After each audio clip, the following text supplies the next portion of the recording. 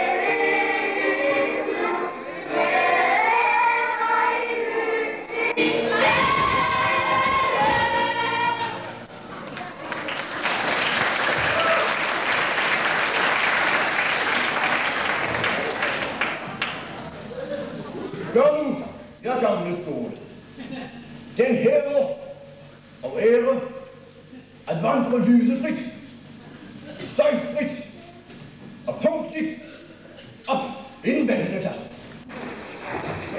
Dog, Michael Mogensen.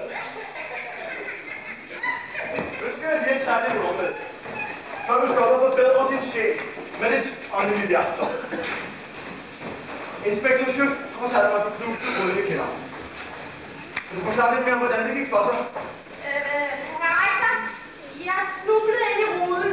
Jeg blev skubbet. Og hvem var det så, lille Michael, der skubbede? Det husker jeg ikke. Tåber! Den søger at dække en uddød, som andre har mødt. Det er der ikke kammeratskab. Det er kun dumhed, fejlhed, stædighed og stupiditeter, som altid bliver straffet behøveligt. Vid, at det må man ikke er straffet. Ret længe ad gangen. Så lidt som det må man nu, at skulle sende din fader, hvis økonomiske tilstand, så vidt jeg har fået det oplyst, ikke kan tåle så mange belastninger mere for tiden. Den regning fra relationen, jeg har her, så man skal betale. Læg nu dine briller, min dreng. Så de ikke skal komme til skade. Nu har du fået dig færdig straf, for de kvaler for godt. Og så videre frit. Støj frit. Og punkt frit. Og frit.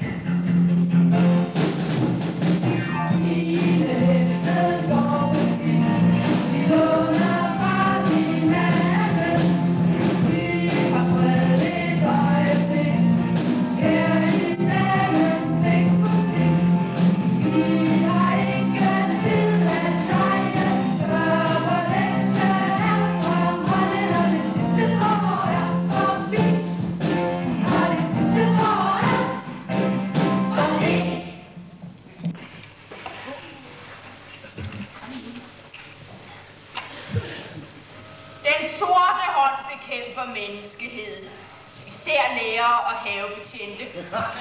Specielle fjender er rektor og Blomme. Men hvordan skal vi bekæmpe dem? Det kan man nok ikke skrive helt nøjagtigt. Det er sådan i al almindelighed og på alle måder med alle midler. Man kunne måske sende. Står der mere nu i vores lov? Næste skal jeg være tom. Kan du faktisk noget? Jo, det der står om ledelsen, det kan jeg. Den sorte hånd regeres af et udvalg. Et velfærdsudvalg. På højst 3 personer. Og alle viser dette udvalg tillid og ubetinget lydighed. Udmærket. Det bliver også 3. Vi sværger aldrig at røbe nogen af den sorte hånds hemmeligheder. Vi sværger aldrig at røbe nogen af den sorte hånds hemmeligheder. Og at overholde håndens hellige lov i al evighed. Og at overholde håndens hellige lov i al evighed. Og gid vi må rådne op, hvis vi bryder denne ed. Og gid vi må rådne op, hvis vi bryder denne ed. Jeg råber Rasmus, står hernede. Jeg, Lørke Michael, står hernede. Jeg er tavs og tævegård ved at være skål. Kom, venner. Lad os synge vores slagsang.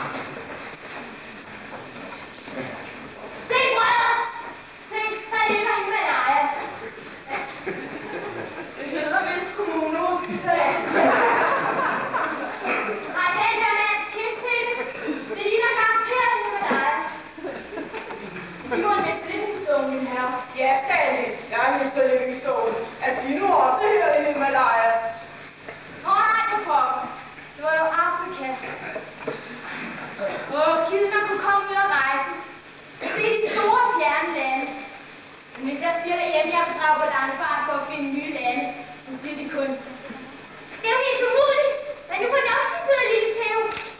Kan man studere til opdagelsesrejsende? Nej, det kan man ikke. Nej, du skal have et job og tjene penge, så kan du altid komme ud og rejse. Men hvorfor ikke slet helt nu, bror? Det ligger jo og venter på os.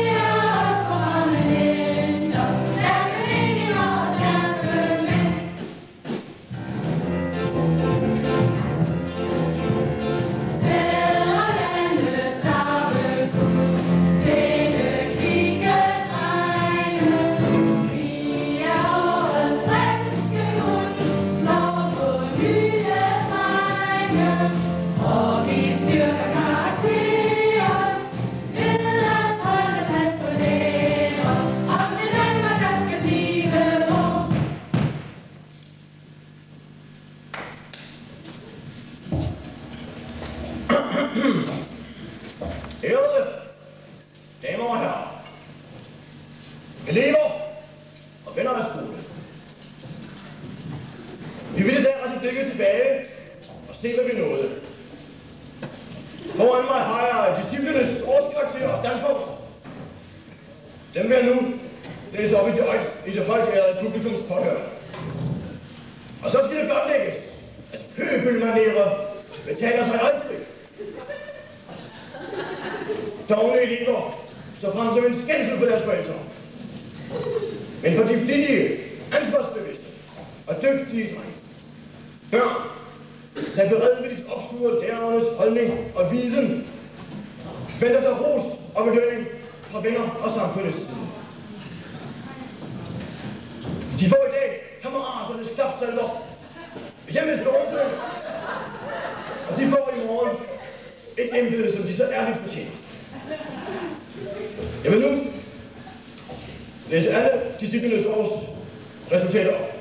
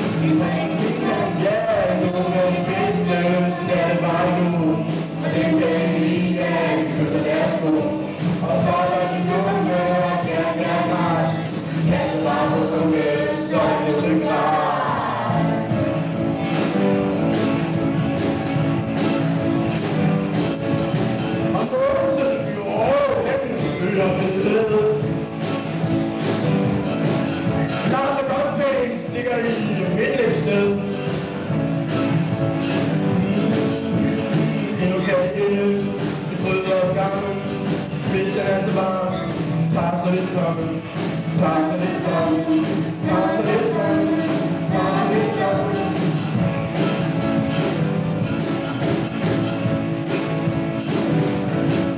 Men husk, kære venner, ingen dag uden nat.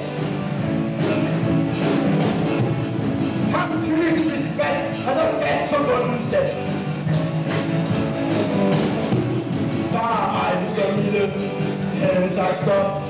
Kun med stor betænkelighed har vi ham rykket op. Har vi ham rykket op. Har vi ham rykket op. Har vi ham rykket op. Ja, nu er en gæsten af radio, og den kan vi lide. De kysser deres sko, og så er de dumme, og kærligheden nej. De kan så meget unge, så er det ikke bare.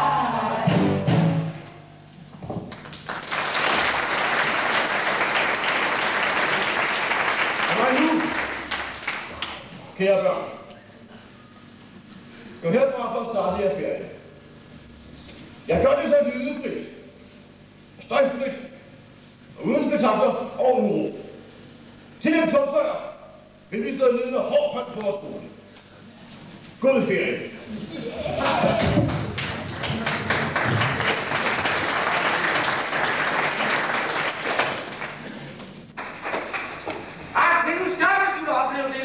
Og så var den skole, hver gang selv var elev. Hvor kunne du veje den modvej? Skald, slæg! Hvor var familien skald? Juhu, du kommer på. Vi klarer det, drenge. Du gør din mor ære. Hvorfor vil du bare nummer 2?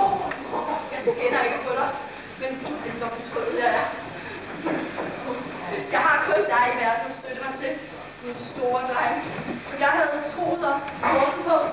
Hvis du svikker mig, så ved jeg slet ikke, hvad jeg skal gøre. Så kan jeg ikke godt dø. Ja, det er pænt, men ikke helt i top. Hvorfor skal Axel Nielsen altid være fed?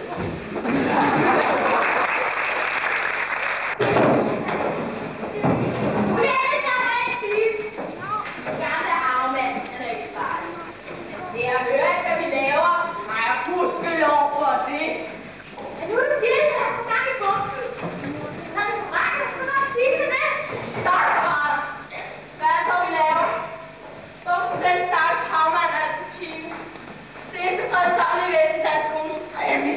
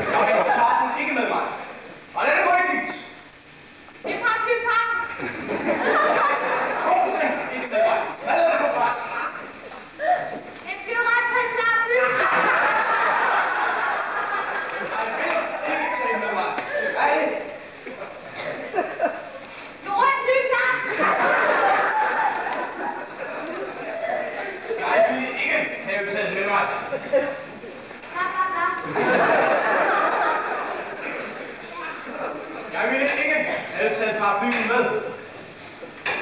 Klap, klap, klap.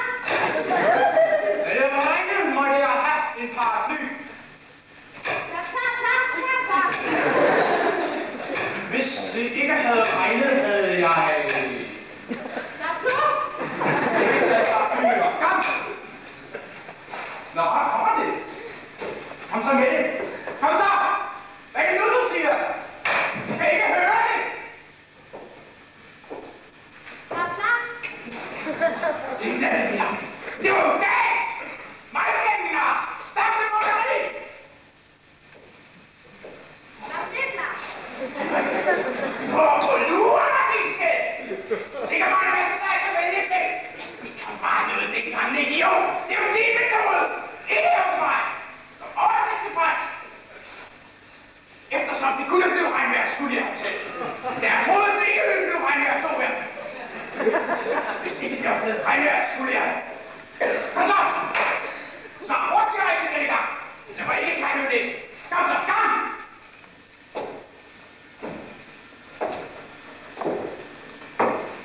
Gider du svare? Svar det dårdyr! Gider du dog gerne givet, hvis du bare gav?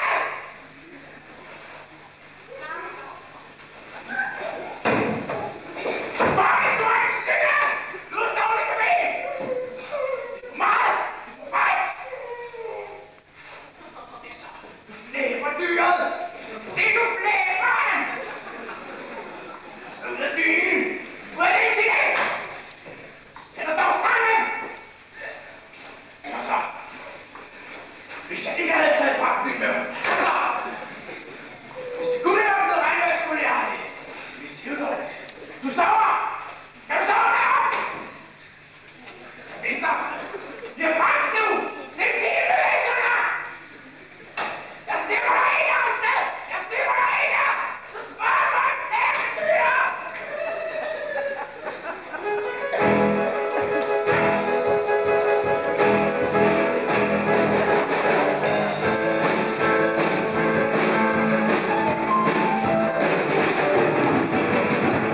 Franske bærbar og spøjning af hjernegymnastik. Det er deres røve. Jeg tager mig deres sol. Bål og brand mod dårne støtter fremad. La gloire de la France. La gloire de la France.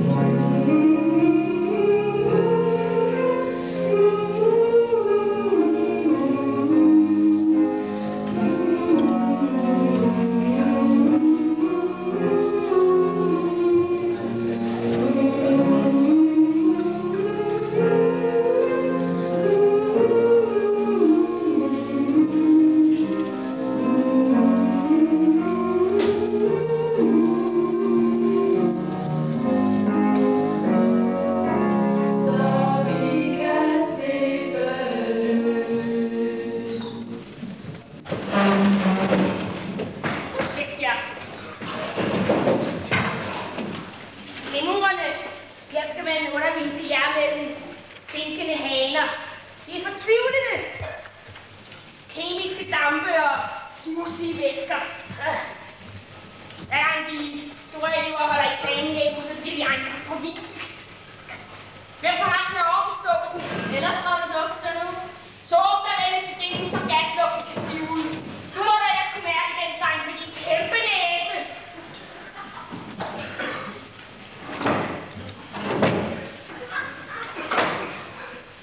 Så er det tid. Vil du begynde på lektion, min gode Rikke? Non alter frankum itiatum fistula combo scinditur et tenui studente foramine longas eaculatur atras atras extrabus aera rompit. Slet ikke ilde. Må vi så høre, hvad det kan betyde? Blodstrålet fra et hals, ikke anderledes end når fra et fly lader rør, da det der pedaler sprænges. Børnene står ud med en højlydt og pibende lyd op i luften. Og måske NATO! Yndlingen med nødvendige snudeskaft ville vågne og fortælle mig, hvordan det er fat med det mystiske lille ord an i den 7. linje. Havde du ikke forventet, Ovid ville bruge et utrum, eller i hvert fald et næ i en disjunktiv spørgesætning? Han bruger sin afhængige sætning med første led udlagt. Sig det igen. Jeg må høre din purpurlæbes visdom. Han bruger sin afhængige sætning med første led udlagt. Det er vores, min kæreste Ellerstrøm. Du var en nitte, du fik fat i, da du grænsede i posen. Det er forkert. Du har gjort det galt. Kan du, Nielsen? Han bruges ikke blot i alle led af disjunktive spørgsmål, men til lige de enkelte spørgsmål, når man spørger om, hvad ellers der hvis noget skal indvendes imod det foregående, hvis der er en her i indlagt tanke kan bekræftes, og hvis man stiller et spørgsmål bøjer svaret. Eller formodningen derop, får man fornyet et spørgsmål. Særligt med Næskio, Dubito, samt med forskellige andre. Vi kan måske få vores næse til at gentage dette. Han bruges ikke blot i første led af disjunktivt svar, men fordi i spørgsmål, så ellers tilføjet et svar. Du kunne ikke mindst høre efter, hvad der bliver sagt! Spørg veninder! Nyd din middagssøvn her! At du har overladt at læse på lektionen derhjemme er stift nok.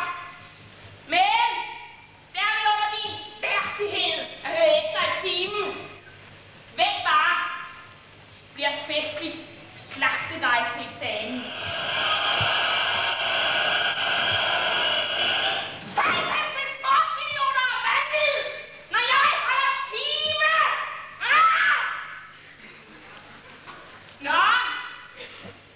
Det var så lyst!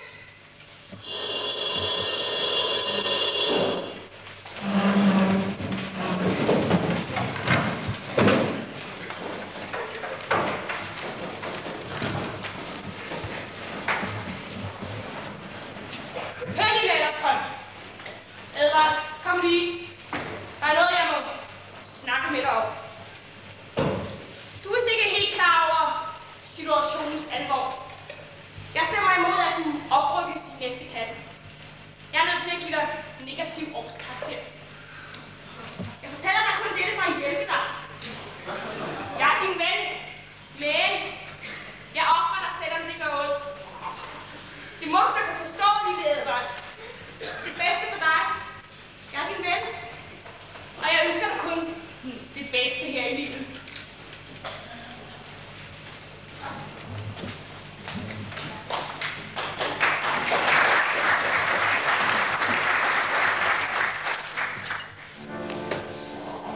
Og alting slutter her.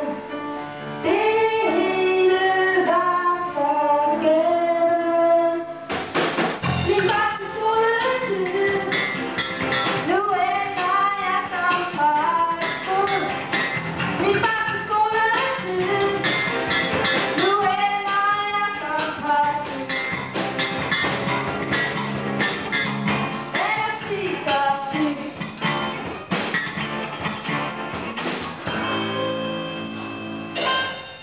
Jeg må vel give op og tage mig til takke. Med mørke poster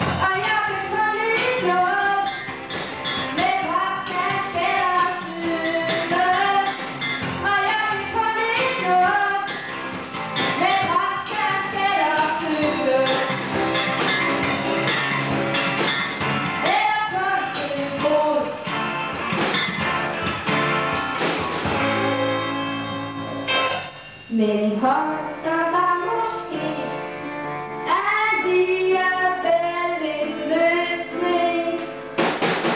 Hvorfor spiser det og bruger hinanden? Hvorfor spiser det og bruger hinanden?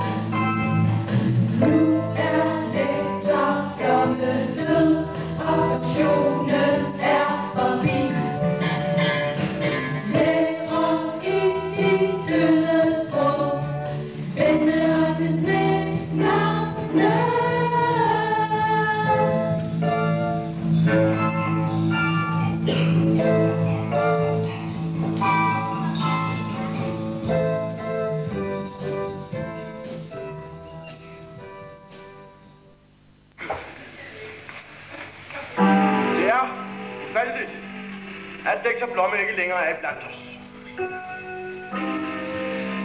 Lektor Blomme var mere end en dygtig lærer. Han var en fremragende pædagog og en ypperlig fortolker af oldtidens kultur. Han var en fin humanist.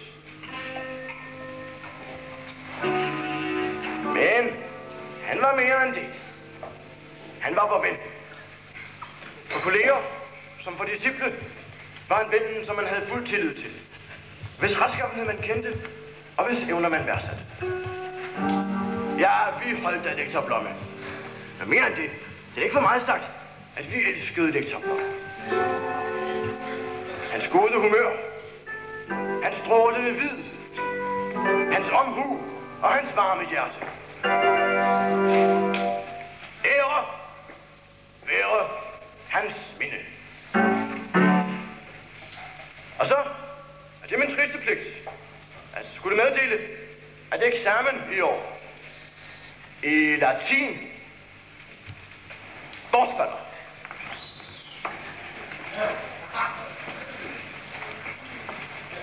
Gå så herfra. Lydløst, lydefrit og ordentligt.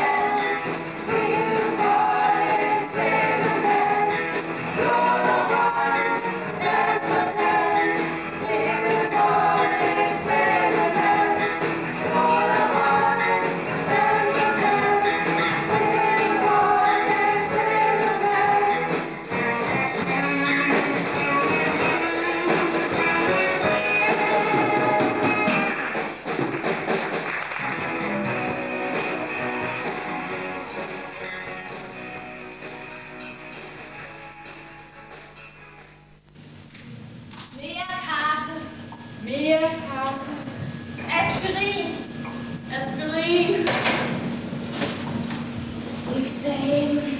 Eksamen. Eksamen. Eksamen. Kokkerækker. Logaritmer. Verber. Den indre sekretion. Og kosinusser. Og oldtidskundskab. Danske digte. Kvalme. Mor, så giv mig lidt mere kaffe. Mor, du så giv mig en aspirin til.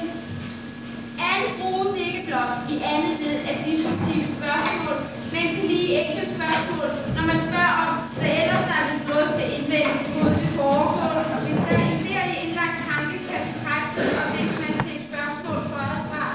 Når to sekanter skærer hinanden, er produktet af den ene sekant og dens uden for cirklen liggende stykke, lige produktet af den anden sekant og dens uden for cirklen liggende stykke, og tangenten er mellemproportional mellem hele sekanten og dens uden for cirklen liggende stykke.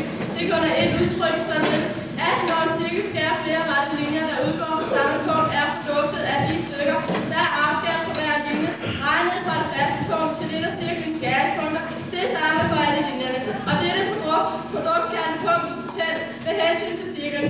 Ved at trække linjen gennem centrum, så ser man let, og matematik fremad til alt ondt.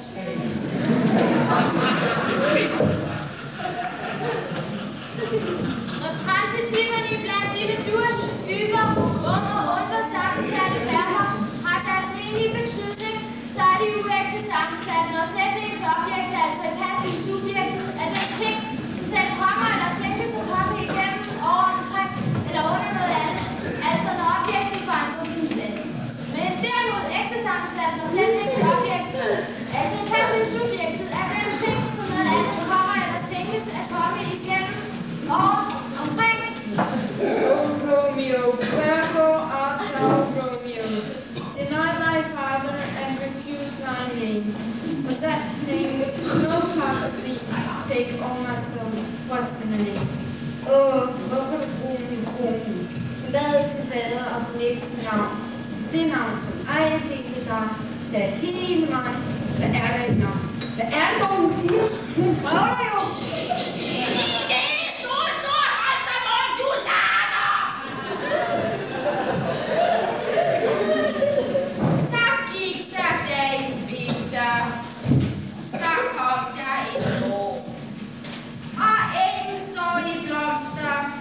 Og bogfinken slår. Og alting har så travlt med at trives og jeg tror nok, der er dejligt. Først når alt det her er overstået, så kan vi nyde forårets liv. Alt det her engang er overstået. Så skal vi også have forsøgt det med blomsterne og bien.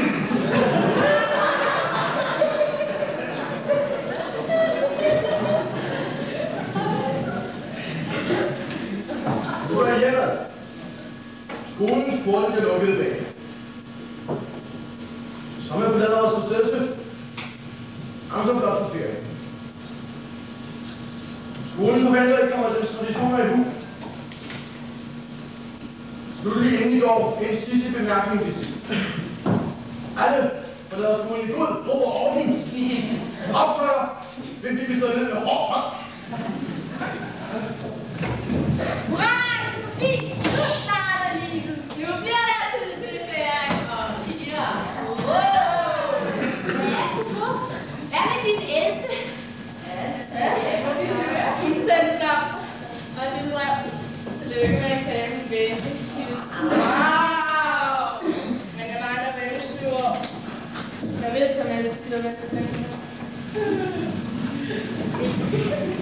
Du gamle skole. Det var det. Nu var det ikke så tak for alt. Adjø!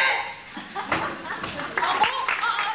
Vi nedbrød og optager og masser af spektakler. Og her. Ho, ho, ho!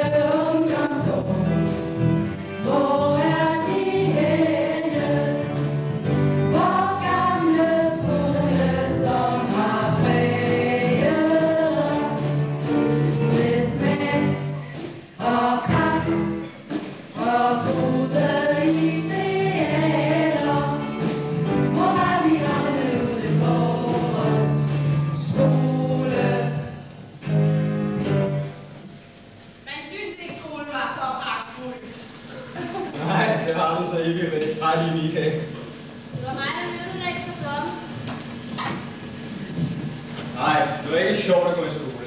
Lommens timer, det var et helvede. Men hvad blev vi egentlig til, da vi stoppede fri? Ja, jeg tog til Kina, tjente mange penge, og var nok ligesom blomme var mod mig og mine arme kugle af dem år. Men nu er det blevet blevet lærer på gamle Alice, og det er mere humant som. Jo, og det er spændende at lære eleverne om dansk. Og